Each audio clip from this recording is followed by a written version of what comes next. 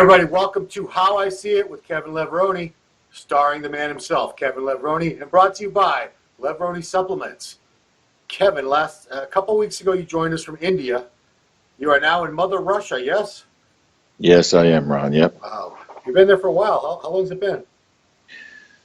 Going on 11 days here. Wow. We're actually 11 hours ahead of East Coast time. That's right. In America. So we're 11 hours ahead of New York City, Baltimore, Florida. Okay. Yeah, as we're speaking now, this won't be up till next week, but it's 8:47 p.m. on a Friday night here in Boston, 7:47 a.m. Where are you in Russia? Any idea? I'm in a place called Russia. I don't know. I never heard of that one. Yeah, it's far away from Moscow. So close over to close to. Go ahead. Where have you been? Close. Where have you been city-wise since you got there? I've been to Moscow. I've been to Tambov. I've been to, of course, Omsk. Been to like 7 different cities so far. Cool. Actually, this is the last stop, and then I fly back to Moscow. So. Okay. Yep. St. Petersburg was not on this one? No, we didn't do St. Petersburg this time. But of course, this is my 4th trip to Russia. Okay. And we just toured through the whole, from northeast, south. It's just the whole Russia, man. Starting off in Moscow and coming from Moscow all the way over to the China border, And I saw a few pictures on your Instagram. Looks like you got a lot of fans over there. Yeah, we've been hitting the road. Each town, each city, we've been spending about 2 days. Okay. So we're covering about 1, 2, 3, 4, 5, 6, about seven different, countries, 7 different towns, cities, and stuff in a period of about 14 days. So we spend 2 days in each city, then we go to the next. I've always been curious when you go to these seminar tours, you must get, maybe it varies country to country, but I bet you get a lot of the same questions pretty much at every city you stop at and do an appearance or a seminar. Yeah, everyone wants to know about, what it is. Over here, they want to know about what it is that makes the American athletes superior, in their mind, superior over their athletes that they have in Russia. And I've always got that question. I remember when I came here in 1994, we competed in St. Petersburg, actually. And, when I won that show in Russia, we were one of the first IFBB pros to come over here in 1994 to Russia. A lot of history, man, a lot of history. So I'm very familiar with the crowd and the questions that they would like to know. And they're all about what they can do to help themselves or their athletes, be better and improve. And I'm still getting the same questions. Here we are, how many years is that? 25 years? Oh, yeah. Probably 30. Yeah, more than that, right? Since 94? 27. 32? 28 years, I believe. 28 years, So this is the same questions that are popping up with the younger generation. What can we do? What makes the American athletes superior, and why the American athletes are winning, Mr. Olympias and not the Russians. And I always say that, if you take 2 kids, 2 children, you raise 1 child in an environment, he's going to become a product of that environment. If you take a child and you send him to public school, you take a child and you put that child at the same age, 5, 6, 7, 8, 9, 10, all the way up until 12th grade. The kid that's going to private school is going to be pushed a little more. They're going to challenge him a little more, and the work is going to be at a higher level than the public school kid. So I think this is the difference, as far as what America has at our advantage, the technology and the science and the development and everything that goes into, just the research. We're a little more advanced than they are. Not that our athletes or we're more superior genetically. I just think that our environment allows us to adapt, and that way we have a further advantage than they do. Yeah, that's kind of ironic because I can remember when, even while I was a kid and young adult, we were still in the Cold War with Russia, and every 4 years of the Olympics, or 2 years, I should say, because it'd be the winter and the summer, they produce phenomenal athletes in a lot of different They really did. events for many, many years. They really did, and they still do. They're very, very strong and, strongmen and stuff like that. And a lot of athletes, of course, have migrated to America and also from foreign countries and have gotten American citizenship now. So they go out in the games and they represent America for us, but even though they're foreigners, Right. So, you want to be the best, you have to come to the motherland where bodybuilding was created, and that's what I tell them. Joe Weider, Ben and Joe Weider, they had a vision. They brought Arnold over from Austria, and Franco came over from Italy and everything. So you have to go to the land, the creation, and that's where the strength is. That's where it's all. We're always going to have that in America because this is the birth. America is the birth city, the birth country for bodybuilding, and I think Ben and Joe Weider, definitely these guys tapped into it and helped us athletes, generation. We were taught how to train, how to work out, how to pose in these things at another level than what these guys have over here. Yeah. Cool. Yeah. Well, we'll get into some questions, but first, I don't know if you can show us that new hoodie you got on there. It's a new clothing. Oh, release. Yeah. It's cold over here, so I've been I've been doing my thing, man. Just getting into my training. For the fans out there that want to know what's going on with me and the training and everything, I had to kick my training in over here when I landed in Moscow 10 days ago, Ron. So getting back into it slowly, easing into it. Just so you know, the fans have already created a thread about your Arnold Classic Australia prep. It's already like up to 1,300 views. Yeah, well, that's good. I'm looking forward to it. Don't judge me now. Right. Judge me when you see me on stage because I do grow in the shows. Yes, right now, do. my weight, I've been on the road ever since China and India and everything.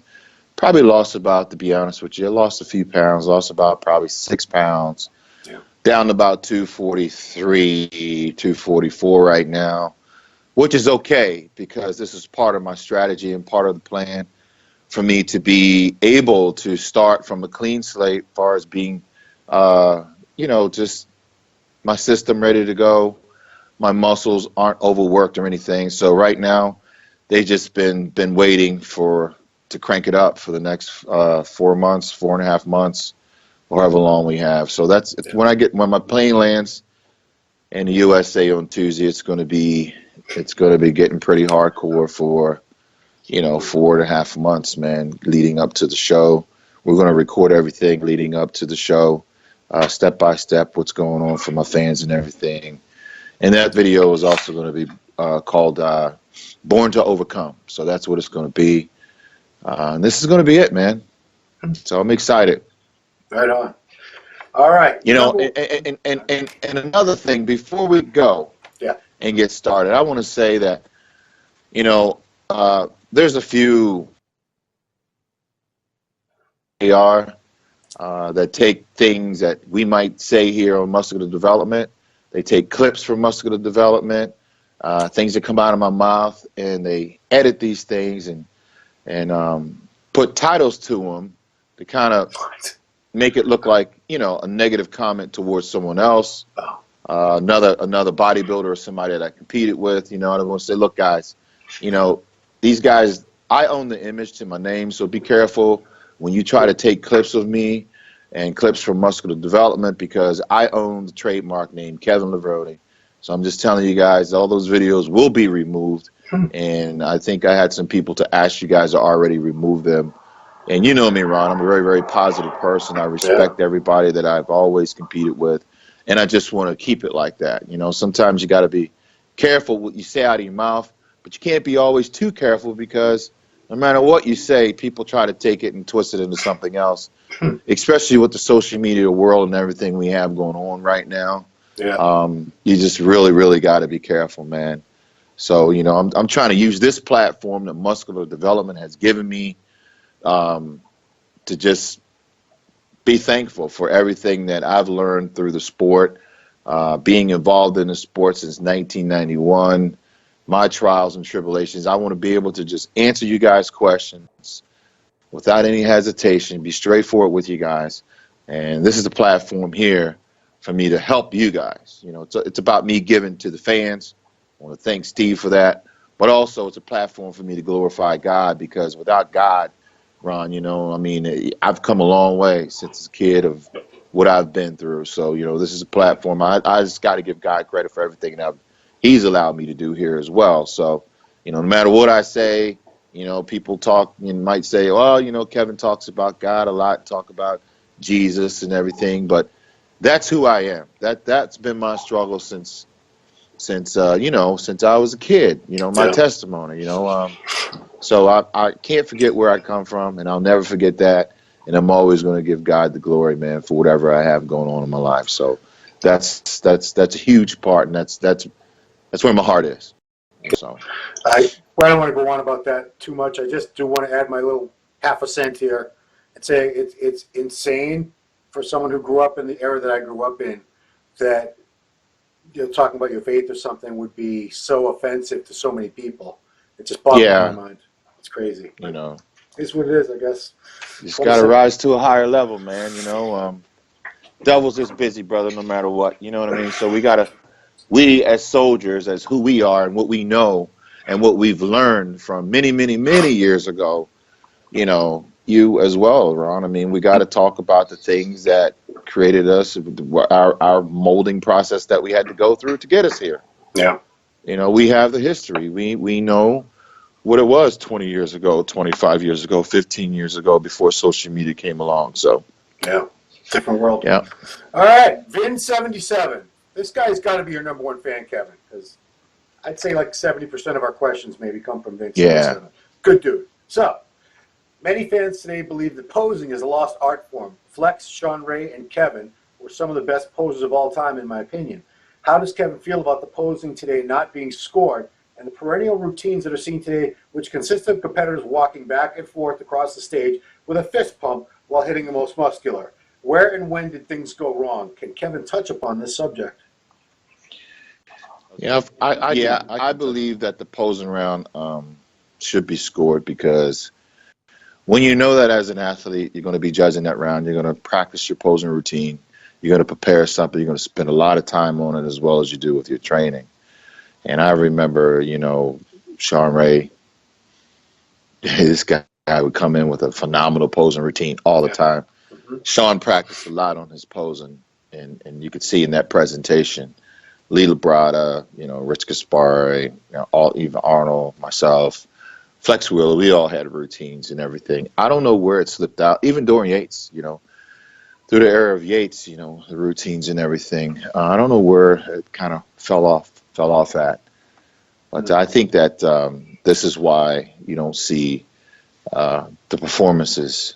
Now, of course, you have some guys that really, really stand out, like Kai Green. Yeah. And certain athletes, they still prepare a routine, but I think the majority of them don't. Maybe just, or if they do, don't really, they know that round's not judged, so I mean, they're not really focusing on it that much. The last couple Olympias, I could guarantee you there were some people I was watching in the Mr. Olympia contest. I know they had no routine prepared. I could tell. I could see in their eyes when they were trying to think of something. There was like a little awkward pauses here and there. They repeated so many of the same poses. Like, dude, it's a Mr. Olympia. If some kid can put a Mr. Podunk routine together, spend the time, make the effort. Like, you're in the Olympia, dude. Come on, have a routine, please. That's all. Anyway, okay. So was that where did it go wrong? I guess we don't really know where it went wrong. Mm-hmm. All right. So next question from him is: the '90s are said to be the golden era for some fans. It was a perfect balance of aesthetic, symmetry, lines, balance, mass, and presentation. Does Kevin feel that the Open can ever bring that type of look or nostalgia back? If so, what steps can the IPB take in bringing back the looks, presentation, and nostalgia? Oh, come on, dude. We don't need the nostalgia of the '90s and early 2000s. Everything is always evolving, you know. I think even styles, they evolve and then things come back into style again. Yeah. You know what I mean, Ron? Like clothing, like, hey, bell bottoms come back, things come back. I think in time, I also believe that the IFBB is doing everything that they possibly can do. It created the classic bodybuilding, you know. So they're trying to do something. They're trying to do something. Yeah. And you do look at Phil Heath. I mean, Phil Heath does still have lines and everything. And, you look at Dexter Jackson, you look at the top five guys, Cedric Roden. McMillan, Cedric, Dexter Roden. Jackson, Phil, you look at Sean Roden. So, don't forget about who's up there in the top five and the top six, Juan Morel, so these guys, these athletes are still out there with the shape and everything, and they're winning. Yeah. They're winning. So the next question is about Classic, which you just referenced. Does Kevin think that the Classic Physique division will eclipse the Open eventually if nothing changes in the Open and guts continue to get bigger and presentations continue to get even poorer? I think anything is possible in this sport. I think classic bodybuilding is really obtainable to a lot of people. It's getting a lot of ground, a lot of traction. I think what will make it even more interesting if they up the weight classes a little more, so you can just get some more size. Yeah. For athletes who are 5'9" and look great at 225 pounds, but can't compete against the guys 250, 260 on stage, So I think if they up the weight classes, then maybe you would see a big difference in things start to change, What about changing the name of it? I really believe it should be called Classic Bodybuilding, and they should wear, not the little G-string trunks a lot of guys wear today in the Open, but a little, like the Arnold, a little. Lou Ferrigno. Ron, I was looking at it and looking at it and looking at the competitors, and I totally agree with you. I totally agree that I think the trunks are a little too big, that they're wearing. They're just a little too boxy right now. Yeah. They do need to be like the 70 trunks that Arnold and them wore with the thicker size. Yeah. Not look like boxers and stuff. Because I don't know if you tell me if you think this has any validity to this little theory. Is that they did that? They made the trunk so big so that it wouldn't be like a glute contest, and guys would not be encouraged to go to that extreme, super low body fat and super dehydration situation to get the glutes. But I think most of these guys are that lean anyway. Yeah, they're that lean anyway, I think. But I totally agree with you, man. I would like to see that definitely change. I think it would make the body even look better. The physiques add a little more illusion to it instead of Absolutely. trunks being so big, so long. A couple of the guys have complained to me off the record, says, a lot of my poses, I post a lot of stuff in like my underwear on my Instagram because I want people to see what I really look like without the bigger boxy trunks. Yeah. So, okay. Last question from Bill 2. How did you injure your knee? And if someone has a similar injury, what remedies can you use to heal, to minimize pain, and how to train legs with an injury like this? So, what happened, Bill, was that injury came from years and years and years and years of squatting, doing leg extensions at that high level where I was. It was quadricep tendonitis. What had happened was over many years, your tendon has a tendency to stretch over your knee. It stretches, from the weight and just the wear and tear. So the fibers in my tendon was actually stretching and starting to little tears. Okay, back in the 90s and stuff, I would do 3 sets of 405 for 20 reps, 4 reps. With 4 sets of 315 for 20, 500 for 20 reps and stuff like this without knee wraps and things. Sometimes I'd wrap them, but you're talking about 15 years of just pounding constantly with reps. And that caused my tendons to actually fibers tear a little bit. Didn't realize it at the time, but I noticed that in 2000 and 2001 to 2, I was having little pain in the right knee when I would do leg extensions and stuff. So when I actually stop, what happens, Ron, is that your body, the calcium will come from the bone into that tendon to try to heal it. Okay, so you got the tendon, but the bone fragments will go in. The body is really, body knows exactly what to do to protect itself. So I had those bone fragments in there, so I'd stop working out, stop squatting. 15 years later, I go back in the gym to try to prepare for the 2016 Miss Olympia, and then I notice after a month of my tendons trying to get strong, my the muscles are trying to come back, that when I'm trying to start to squat, I got this pain that's really really painful. You can't even, it's so painful. I can't squat 315 like I want. I can't squat 225. Definitely wouldn't try 405. So I tried everything that I possibly could do, thinking that it would go away. So I finally had it looked into, and it was quadricep tendonitis in both knees. I had to get PRP treatment 6 times, and I started with my first treatment about 4 months out from the show, and I had to get a treatment every 4 weeks, every 4 weeks. But I didn't have time to wait every 4 weeks, so I went to get it every 2 weeks leading up to the show. And of course, when you get PRP treatment, they draw the blood from your arm, they spin it and get the new blood cells and inject it down into the tendon so that they can put blood in that tendon so that tendon can actually heal back together. Right. And then he had to go in there and chip out and take out the the bone fragments, that were down in there, the bone deposits. So really, when you get this done, you're supposed to stay off your legs for at least 6 weeks to 7 weeks to do nothing. So you didn't do but that. I couldn't. I could not. So I just kept trying to train, and went into the show, and my legs were underdeveloped, of course. I knew it, but I thought I could overcome it. I didn't know how long. I just didn't have enough time for myself to make it through. I can tell you there's no pain now. I feel great. If you guys are going through this, PRP treatment, depending on your pain and how difficult it is for you to move around, you definitely going to have to give more than one treatment. It didn't do it for me. I need 6 or more than 8.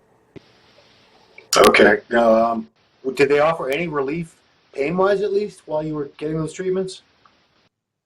No.